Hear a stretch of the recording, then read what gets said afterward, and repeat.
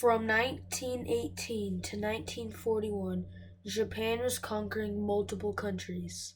Amongst those countries were Manchuria, Guam, Wake Island, and Hong Kong. Japan's answer to the economic depression was war. First, an invasion of Manchuria, and then China.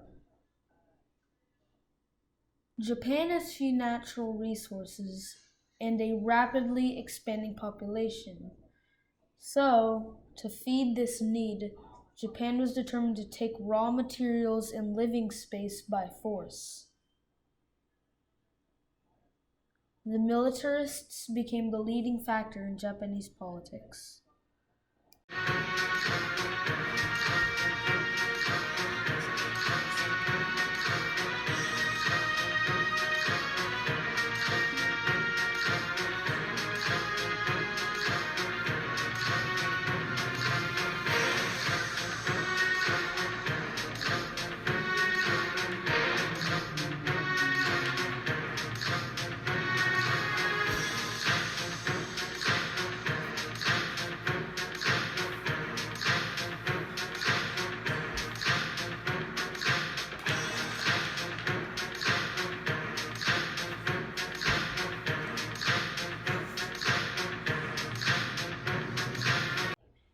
Although the Japanese was afraid that the United States would ruin their actions to take over more countries, so they decided to make a plan to stop the United States. On December 7, 1941, the Japanese military bombed the United States Pacific Fleet in Pearl Harbor. This angered the United States and the president very much, so we decided to join them in the World War II and fight the Japanese.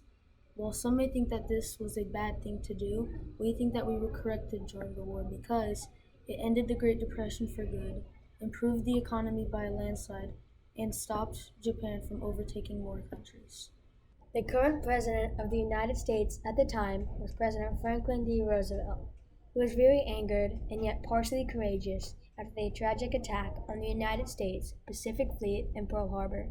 He reacted by speaking to his fair nation. He made a speech called the Day of Infamy speech. The speech that Franklin D. Roosevelt made to the nation, called the Day of Infamy speech, was very inspiring. It gave the nation a boost of courage to fight back towards Japan and bring justice. This encouraged the nation to agree with the president and decision to fight back against the Japanese and end the reign of terror.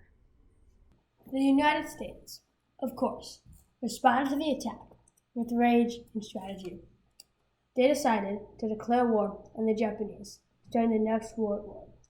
Before the United States took down Japan physically in combat, they started their attacks with strategy followed by banning all trade from the United States and Great Britain to Japan. These exports were oil, rubber, and other resources not so native to Japan. This attack was crucial to Japan because it only had about 6 months left of motor oil until they would run out and have difficulty in using vehicles in war. Next, the United States gathered allies, knowing that it would not be easy to fight the Japanese alone. Great Britain became allies with the United States because the United States had previously made a promise to make the trade of weaponry with Great Britain, so they returned the favor. The United States allied with the Soviet Union because the Nazis were going to invade the Soviet Union, so the Soviets allied with America so America could also help them fight the Nazis. Lastly, we allied with China because the Japanese also fought and invaded China. Another reason the United States joined World War II was because the Nazis sank 2 U.S. warships. 5 months after the attack, the United of American Air Force launched B-25 bombers from the deck of the USS Hornet and bombed Tokyo. The raid was more of a psychological win than a tactical one, but psychology is an important factor in winning a big war. Then, on April 6, 1945, the United States invaded the island of Okinawa in Japan. This was the last major battle of World War II. Yet, there were small battles to come. More than 50,000 Allies were killed or wounded. On April 6, 1945, Truman, the president at the time, made the decision to drop the atomic bomb on 2 cities in Japan. These 2 cities, Hiroshima, and Nagasaki. Back in the United States, World War II transformed American culture, technology, and an economy. Industry boom with weapons and transportation, and it ended the Great Depression for good. Everybody, including women, immigrants, and African Americans, had more economic opportunity than ever before. The Battle of Okinawa on April 1st, 1945 through June 22nd, 1945 was the last major battle of World War II and one of the bloodiest. On April 1st, 1945, aka Easter Sunday, the Navy's Fifth Fleet and more than 180,000 U.S. Army and U.S. Marine Corps troops descended on the Pacific island of Okinawa for a final push towards Japan. Taking Okinawa would provide Allied forces an air base from which bombers could strike Japan and advance anchorage for Allied fleets. From Okinawa, U.S. forces would increase airstrikes against Japan and blockade important logistical routes, denying the home islands of vital commodities.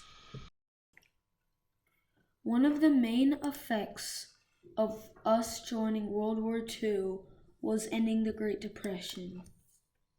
Basically, what happened was the United States was in a shortage of jobs, and there were people in need of jobs, but since there weren't many jobs available, they were depressed and basically couldn't make money for themselves and couldn't feed themselves.